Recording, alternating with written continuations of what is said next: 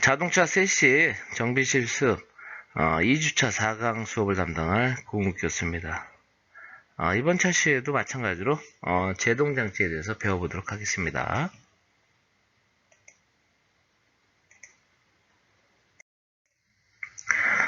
목차는 생략하겠습니다. 교과목 학습 개요도 한 번씩 읽어보시기 바라겠습니다. 자, 교과목 학습 목표는 계속 1차서부터 여기까지 4차까지 이어져 왔기 때문에 한번 읽어보시기 바랍니다. 자, 그 다음에 브레이크, 정지등, 스위치 간격 조정입니다. 그래서 정지등이라는 얘기는 뭐냐면 우리가 아까도 얘기했지만 내가 브레이크 페달을 밟았을 때 뒤에 후미에 따라오는 차량한테 정보를 알려주는 거잖아요. 내가 지금 앞차가 브레이크를 밟고 있다는 걸 뒷차한테 알려주는 겁니다. 그래서 사고를 미연에 예방하는 역할을 하겠죠. 그래서 점검하는 방법, 간격 조정, 일단 간격 조정입니다. 점화 스위치를 오프하고요. 키를 오픈하는 얘기예요. 배터리 마이너스를 탈거한다. 크래시 패드 로우 패널을 탈거한다. 운전석 쪽에 있는 얘기입니다. 정지등 스위치의 간격을 확인한다. 여기입니다. 이 간격. 여기에. 그래서 정지등 간격, 스위치 간격입니다. 규정값은 해당 차량의 정비시설을 참고한다. 그래서 스위치 간격이 규정값을 만족하지 않으면 스톱 램프 스위치를 탈거하고, 탈거는 여기 빼놔야겠지, 이거를. 하고 장착부의 클립, 장착부 요 옆에 여기 장착하는 데다가 클립을 해서 주변 부품의 손상 여부를 확인한다. 이상이 없으면 스톱 램프 스위치를 재장착한 후 간격을 재확인한다 라고 되어 있습니다. 그래서 이렇게 되어 있다는 거요. 그 다음에 핸드브레이크 간격 조정입니다. 아까 핸드브레이크 하는 방법, 주차 채우고 해제하는 방법만 했는데요. 이제는 조정하는 방법에 대해서 여러분들 배워보도록 하겠습니다. 플로 콘솔을 탈거한다. 여러분들 그 플로 콘솔이라고 여러분들 운전석 옆에 물건 두고 하는 거 이거 플로 콘솔 이거죠? 이걸 탈거하면 플로 콘솔을 탈거하면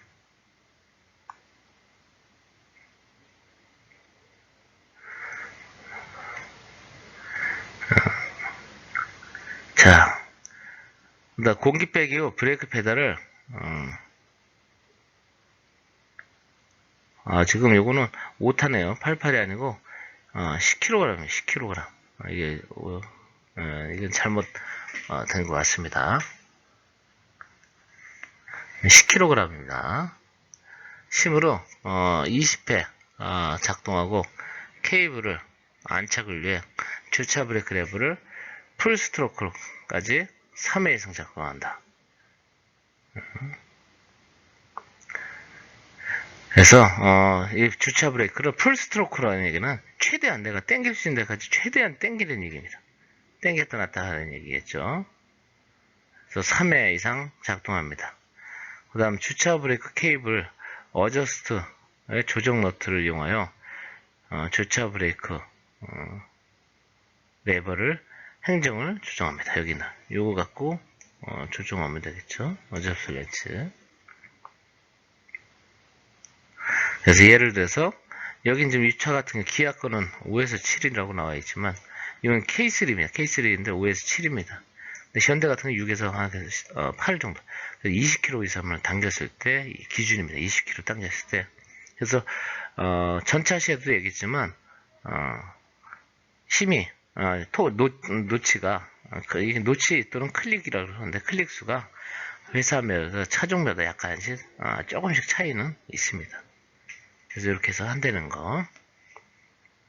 요 분해하는 거는 또 다음 시간에 또 하겠습니다. 이 전체 커버 분해하고 이런 거는.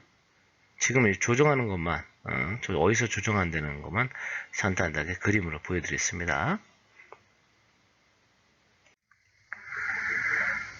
자, 그 다음에, 리어 캘리퍼 측, 작동 레버와 스토퍼 간격의 좌우 측 합이 최대 3mm 이내가 되도록 조정해야 됩니다.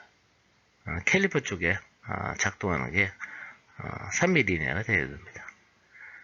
규정값은 해당 차량의 정비 질서를 참고한다. 그다음 주차 브레이크 레버를 완전히 풀고 뒷바퀴가 돌 때 주차 브레이크가 끌리지 않는지 점검한다. 필요시 재조정한다. 그래서 이건 무슨 얘기냐면 주차 브레이크를 푼 상태에서 뒷바퀴를 돌려봅니다. 이렇게 바퀴를 이렇게 돌리면 돌아가겠죠. 주차를 안 채워놨기 때문에. 근데 도는데 뭐 끌리는 소리, 이런 쇳소리라든가 끌리는 이런 소리가 나면 간극이 뭔가가 안 맞은 거겠죠. 이때는 재조정해야 되죠. 간극 조정. 그래서 아까 얘기했던 앞에 이퀄라이저 거기 가서 조정을 다시 하면 됩니다.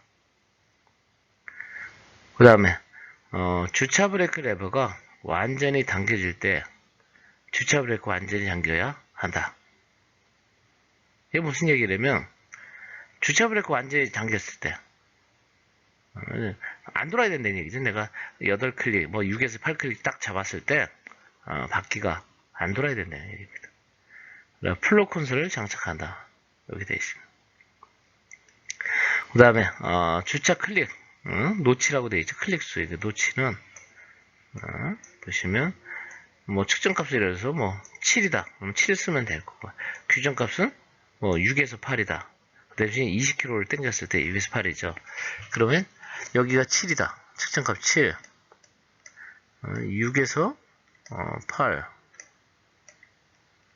그러면 뭐 양호겠죠. 그래서 정비 및 주차사항은 없고요. 이렇게 해서 작성하시면 됩니다.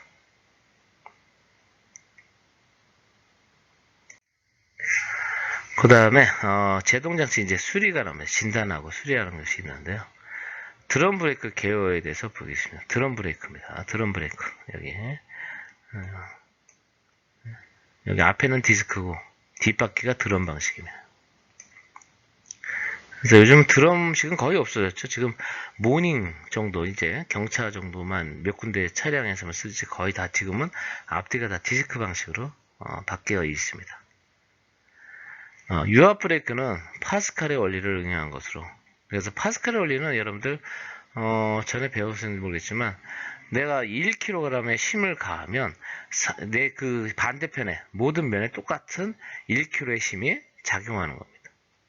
그래서 이걸 액체이기 때문에 가능합니다. 그래서 이 파스칼의 원리를 이용한 것으로 밀폐된 용기에 넓은 액체 일부에 압력을 가하면 가한 압력과 같은 그렇죠. 같은 세기의 압력이 각 부위에 전달된다. 브레이크 페달을 밟으면 배력 장치인 부스터에서 힘을 증가시키는, 아까 부스터 있었잖아요. 부스터 점검하고 그랬었지 않습니까? 전 차시에서. 그래서 증가시킨 후 마스터 실린더 안에는 있는 피스톤을 움직이게 되는데 드럼식 브레이크는 이때 발생된 유압을 실 실린더로 전달해 제동하는 방식이며 주로 승용차에 사용한다. 그래서 실 실린더가 벌어지면 그 옆에 있는 라이닝이 확장이 되면서 드럼을 잡습니다. 확장이 벌어지면서. 그래서 제동이 이루어지게끔 되어 있는 구조입니다. 그래서 여기 보시면 마스터 실린더가 이렇게 되어 있죠. 그래서 운전자가 페달을 이렇게 밟으면 작동하게끔 되어 있습니다.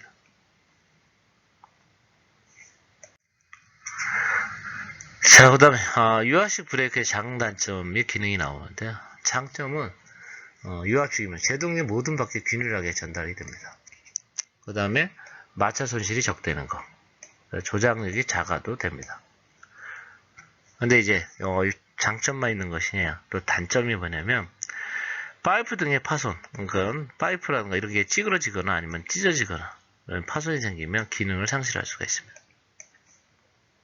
그 다음 공기 유시에 성능이 저하든가 아까 같이 끓는다든가 브레이크 오일이 끓는다든가 이러면 베이프록 현상 같은 이런 것들이 생길 수 있습니다. 그 다음 베이프록 현상이 일어나기 쉽다.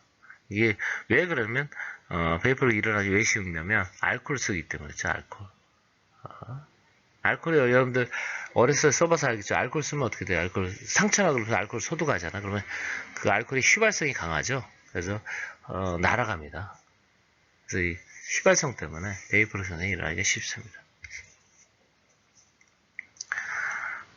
구성품은 뭐가 있냐면, 제동장치는 브레이크 페달이 있고요. 브레이크 부스터가 있고, 그 앞에 마스터 실린더가 있고, 드럼 있고, 실 실린더가 있습니다.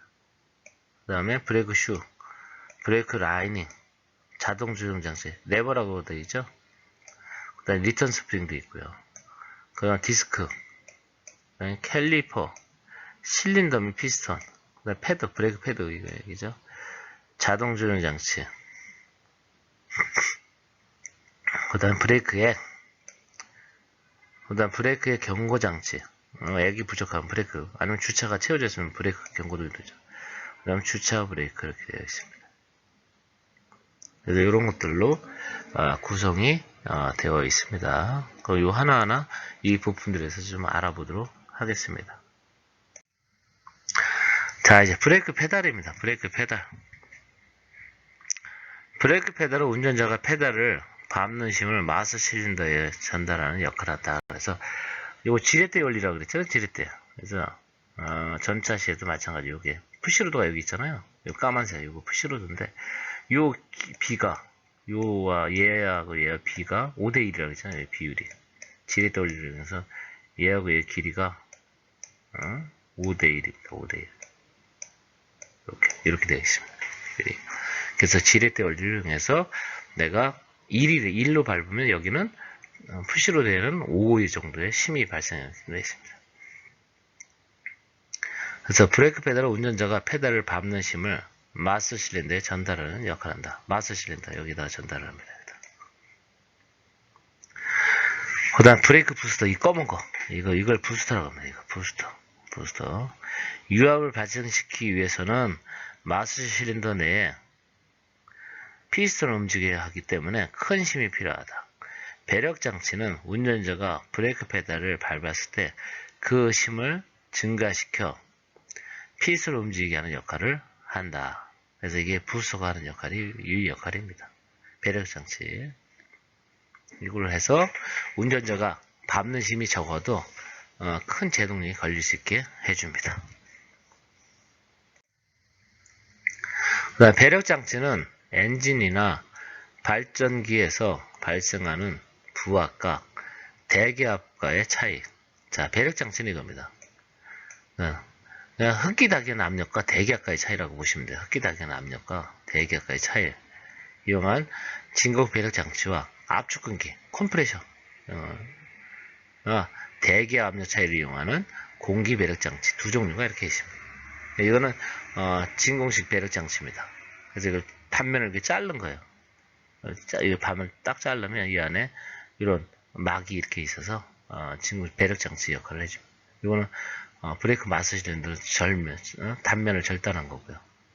여기 돼 있습니다. 이걸 부스터라고 해요. 부스터 이 전체.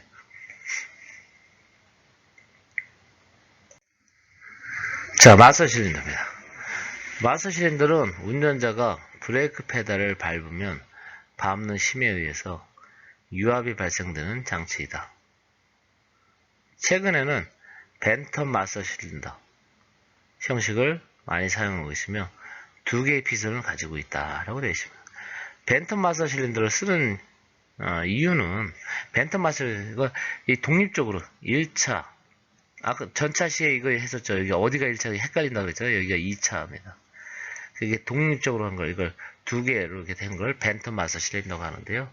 왜 이렇게 벤텀 마스를 쓰냐면 한쪽이 1차 컵이 파손이 돼도 2차 컵이 작동하게 하기 위해서 제동의 안정성을 위해서 이렇게 독립적으로 1차, 2차를 따로 둔 겁니다. 그래서 이렇게 두고 있다. 이런 걸 벤텀 마스 실린더 방식이라고 합니다.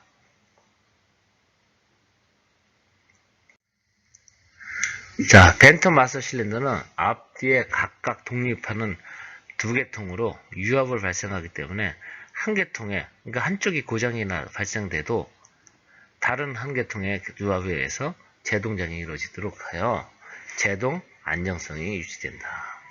그래서 한쪽이 고장나도 한쪽은 작동이 된다는 얘기입니다. 그 다음 벤텀 마스 실린더의 구조 보시면 벤텀 마스 실린더의 구조는 동일 실린더 내에 1차 피스톤과 2차 피스톤, 2차 피스톤 앞뒤에 리턴 스프링, 리턴 스프링이 설치된 부분에 형성되는 압력실에 브레이크 액을 공급하는 리턴 시키는 인렛 포트와 리턴 포트, 압력실에 유미를 유지하고 마스 실린더에서 오일이 외부로 누출되는 것을 방지하는 피스톤컵 등으로 구성되어 있습니다. 그래서 말씀드린 아까 좀 사진을 보시면 그렇게 구조가 되어 있는데 이 설명으로 보면 좀 여러분들이 이해가 잘 안 되실 수 있습니다. 그다음 벤터 마스 실린더 구성품의 기능들을 한번 보겠습니다. 그 실린더 보디, 몸체 아까 알루미늄 그 1차급, 2차급 그 그림도 있는 알루미늄 그 바디인데요. 실린더 보디 위쪽에 브레이크 액을 담을 수 있는 리저버가 설치되어 있고 재질로는 주로 알루미늄 합금이 사용된다라고 되어 있습니다. 자, 그다음에 피스톤 컵. 피스톤 컵은 브레이크 페달에 의해 실린더 내 유압을 발생하는 장치이다. 1차 컵은, 자, 1차 컵이 알아두시기 1차 컵이 유압 발생을 해줍니다. 그다음 2차 컵은 오일의 누출을, 브레이크액의 누출을 방지. 브레이크액의 누출을 방지. 그래서 1차 컵은 유압 발생, 2차 컵은 오일 누출을 방지해줍니다. 기밀 유지를 해주는 거죠. 그래서 이렇게 알고 계시면 될 것 같습니다.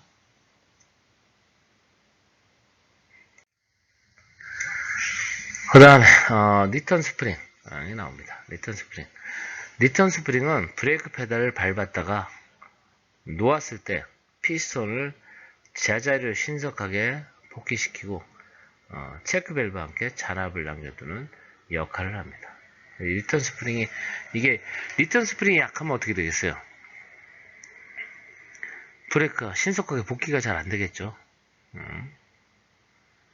자, 체크 밸브는 브레이크액이 한쪽 방향으로만 흐르게 하는 역할을 하며 파이프 내 잔압을 0.6에서 0.8 kgm/cm로 유지합니다.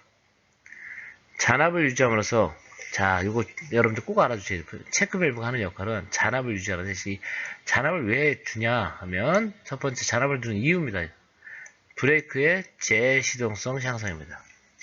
자, 브레이크 제시동성 향상이라는 얘기는 무슨 얘기냐면 만약에 체크 밸브 이게 없다 그러면 브레이크 라인에 잔압을 모아놓지 않으면 그게 없으면 어떻게 돼요? 브레이크 밟았다 놓으면 다시 탱크로 다시 돌아갔다가 다시 또 브레이크 밟으면 다시 라인을 타고 쭉 와야 되잖아요. 그럼 브레이크 라인에 왔다 들어갔다 다시 왔다 이렇게 되면 다시 내가 브레이크 밟았을 때 작동 시간이 좀 걸리겠죠. 그래서 이런 것을 라인에 브레이크 액을 잔압을 둬놓으면 잔압이 있으니까 밟으면 그냥 그대로 작동이 되니까 신속하게 그걸 제시동성 향상이라고 합니다. 그 다음 실실린더 오일을 누출을 방지해줍니다. 그 다음에 베이퍼 록 현상을 방지해주는 역할을 해줍니다. 이런 것들이 있습니다. 자, 그 다음에 브레이크 파이프 및 브레이크 호스입니다. 그래서 브레이크 장치 운전자가 페달을 밟아서 생기는 기계적인 힘을 마수 실린을 통하여 브레이크 장치에서 요구되는 유압으로 변환시켜 주며 브레이크 파이프와 브레이크 호스, 그러니까 주로 플렉시블 호스라고 되어 있죠. 플렉시블 호스 통하여 각 실에 유압을 전달한다. 각 실에 전달된 유압은 브레이크 라이닝을 압력을 가하는 기계적인 힘으로 변환되어 회전하는 바퀴를 멈추게 한다. 즉 제동한다는 얘기죠. 타이어 바퀴가 돌지 않게끔 해줍니다.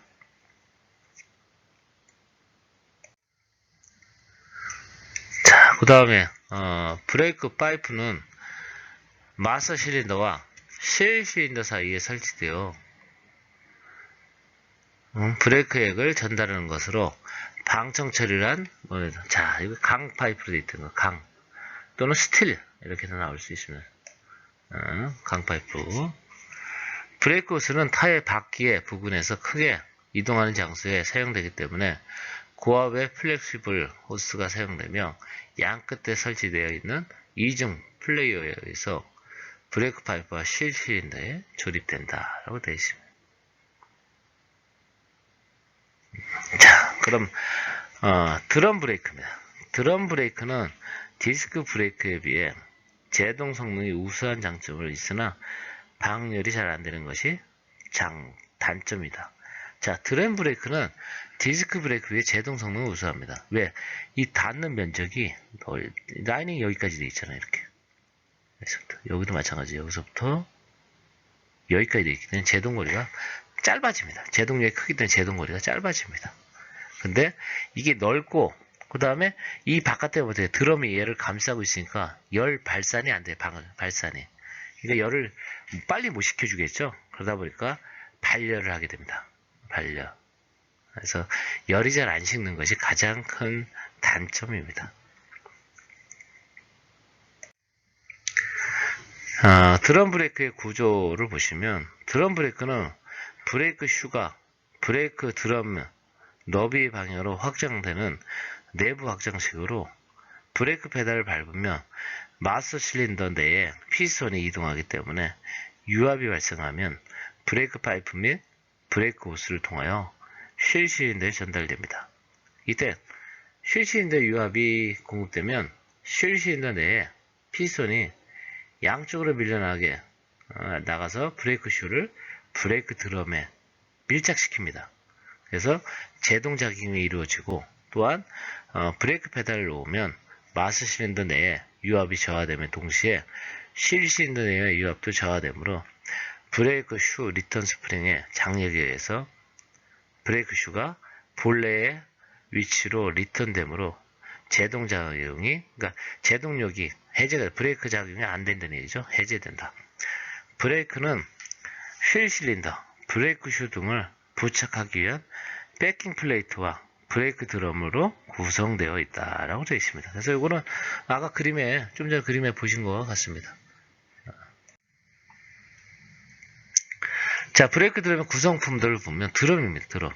아까 그 드럼은 바퀴와 함께 회전하며 브레이크 슈와의 마찰에 의해서 제동력을 발생시키는 것으로 드럼의 재료는 일반적으로 주철 드럼을 사용하지만 라이닝과의 접촉부는 주철, 지지부를 강판으로 한 드럼 및 알루미늄합금에 주철 링을 주입시키고 외부에 냉각용 이불을 설치한 드럼 등이 사용됩니다. 드럼은 내마모성과 방열이 양호해야 하고 왜냐면 드럼 자체가 이게 열을 잘 받기 때문에 방열이 좀 잘 돼야 됩니다. 그래서 예전에 보면 드럼 바깥에 드럼 외주에 핀을 설치했어요. 울퉁불퉁하게. 그래서 공기하고 접촉이 돼서 열을 식히는 그런 방식도 있었습니다. 그래서 내마모성과 방열이 양호해야 하고 회전의 밸런스가 유지되어야 하며 자, 회전의 밸런스를 왜 유지가 되어야 될까요? 자, 드럼도 마찬가지 회전하는 부분에 드럼이 회전하면 정적 동적 평행이 맞아야 됩니다. 이게 안 맞아버리면 심이라든가 뭐 이런 것들이 생겨요. 트럼프 이런 것들도 생기고요. 그래서 이런 걸 좀 알고 계셔야 될 것 같습니다.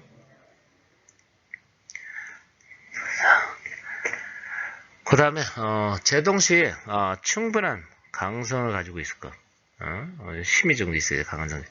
그 다음에 드럼과 접촉 시에 충분한 내마모성. 마모가 잘 안 되겠죠. 드럼이 마모되면 어떻게 돼요? 라이닝이 멀쩡하고 드럼은 그러면 그러니까 드럼은 멀쩡하고 라이닝이 드럼은 강한 거, 라이닝은 약한 거. 그래서 했을 때 라이닝이 마모되면 라이닝만 교환하면 됩니다. 드럼이 마모되면 안 되겠죠.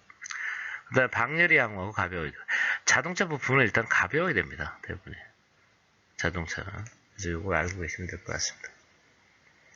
그 다음에 정적, 동적 평행을 유지하고. 자, 이게 그 얘기입니다. 정적. 정적 그러면 이게, 상하 진동이 생기겠죠. 상하. 그러니까 트램핑 현상이 생기고요. 동적 평행은 심의 현상이 생길 수가 있습니다. 그래서 요걸 바퀴가 흔들리고 이런 것들을 보실 수 있습니다. 그래서 요걸 알고 계셔야 될 것 같습니다. 그 다음에 이게 드럼입니다. 얘를 절반을 예를 들어서 절반을 딱 잘랐을 때 위쪽 무게랑 아래쪽 무게가 같아야 되고요. 이쪽을 절반을 딱 잘랐어요. 여기 옆으로 딱 잘랐을 때 좌우 무게가 같아야 되는 거예요. 그래서 이런 무게가 맞아야 정적 동적 평행이 잘 잡힙니다. 그 다음에 쉘 실린더입니다. 쉘 실린더는 마스 실린더의 유압을 받으면 브레이크에 슈를 브레이크 드럼에 압착시키는 역할을 합니다. 그래서 이겁니다. 여기서 이쪽에서 브레이크 여기 오일이 이렇게 들어오죠. 오일 들어오면 얘가 늘어나면서 라이닝을 바깥으로 밉니다. 그리고 여기 드럼에 얘가 벌어지면서 드럼을 잡아버리겠죠. 양쪽에 브레이크 슈를 미는 동일 직경형의 휠 실린더를 사용한다. 휠 실린더 여기 있습니다. 동일 직경형 휠 실린더는 패킹 플레이트에 설치되어 마스 실린더에서 유압이 공급되며 양쪽에 브레이크 슈를 드럼에 압착시키는 역할을 한다. 그래서 요것이 요 넓은 이 뒤에 거 이걸 패킹 플레이트고요. 그래서 이런 역할들을 하고 있습니다. 그래서 이렇게 되어 있고요. 시간이 다 된 관계로 요 구조도 한번 잠깐 하고 실신도 구조는 이렇게 되어 있습니다. 지난 차시에 아마 실수하면서 제가 잠깐 보여드렸을 거예요. 뺐을 때 그때 여기 없었었는데 자 지금 이렇게 빼면 동일 직경 똑같은 직경에 똑같이 여기 보시면 피스톤 컵이 여기 다 있죠. 피스톤 되고 부트도 이렇게 그다음 가운데 스프링이 이렇게 들어가 있어요. 그래서 구조는 그림에 나타낸 것 같이 실린더 보디 확장 스프링 보디 확장 스프링 스프링 중립 좌우에 각각 피스톤과 여기 있죠. 피스톤과 컵 쉴신데 불순물이 집입되는 것을 방지하는 부트 구성되어 있다.